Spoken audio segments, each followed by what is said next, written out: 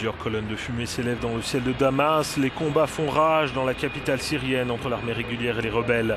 Une forte explosion a eu lieu ce matin devant le bâtiment abritant les services de la sécurité nationale. Et selon la télévision d'État syrienne, il s'agit d'un attentat suicide. Les forces du régime auraient pilonné dans la matinée les quartiers de Kaboun et de Barzeh. De violents combats se seraient déroulés dans les quartiers de Midan et de Kafur Sousseh.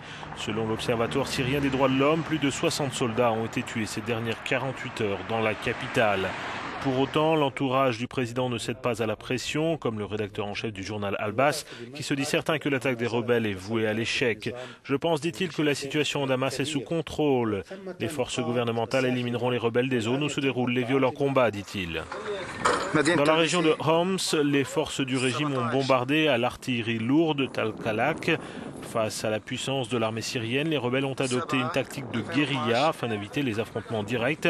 À Talbizé, ils ont réussi à mettre la main sur des chars et sur des tanks.